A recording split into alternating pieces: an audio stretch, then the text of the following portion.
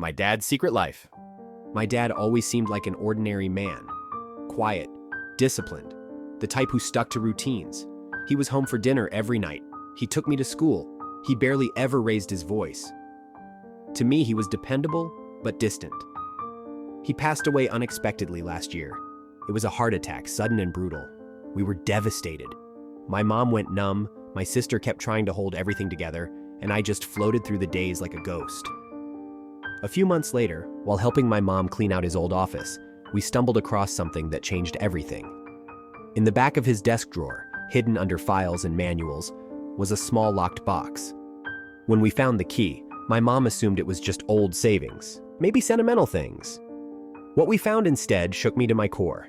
Inside were letters, dozens of them, all addressed to a woman named Rachel. Some dated back nearly 20 years. There was also an old phone I'd never seen before. Curious, I turned on the phone. The messages were still there, untouched. There were hundreds of texts, photos, voice notes. But what shattered me most was a photo labeled, "My son's graduation." The boy looked around my age, 19. He was standing proudly in a cap and gown, smiling with my dad by his side. At first, I convinced myself it was a coworker's kid, a student, someone else. But as I dug deeper, I realized this boy wasn't just someone my dad knew. This was his son. My dad had been living a second life. The texts were filled with conversations about school, birthdays, football matches he attended, things he never even did with me. My chest tightened as I scrolled. There were vacations I'd never known about, hotels he stayed at when he claimed to be on business trips, photos from holidays that weren't with us. I couldn't breathe. I didn't tell my mom right away. I thought maybe she knew, or maybe it would destroy her. I couldn't stop thinking about the other son, the one my dad raised in secret while barely being emotionally present in my life. After days of debating, I tracked down Rachel through an address saved in the phone. The house wasn't that far, maybe a 30-minute drive.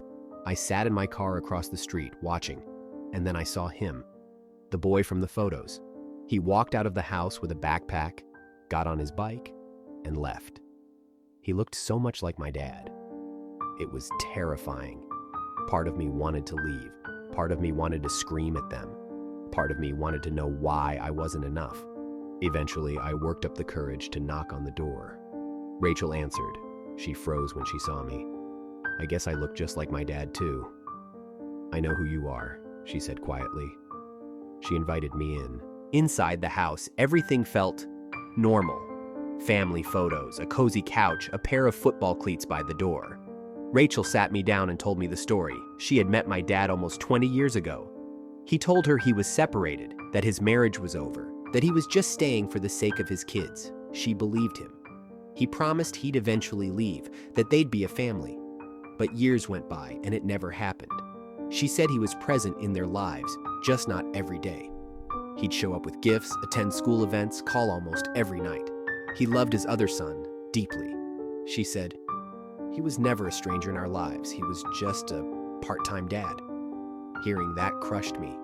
I thought about all the times he missed my football games, how he would come home late from work, how he was always on his phone when we were together.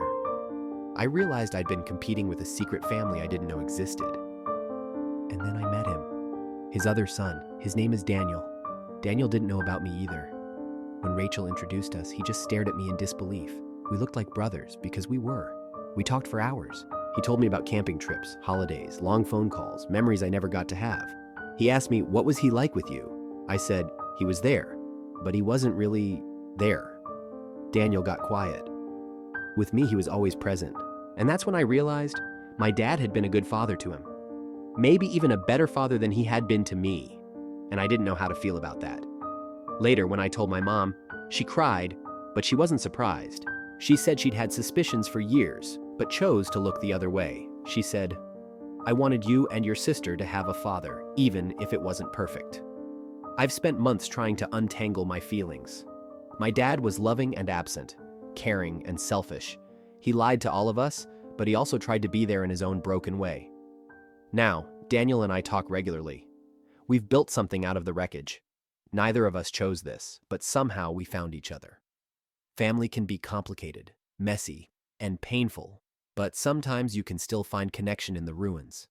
Thank you for listening to my story. If you've ever gone through something like this, you're not alone.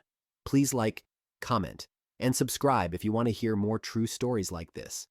Your support really helps. Check out the pinned comment or description for more stories.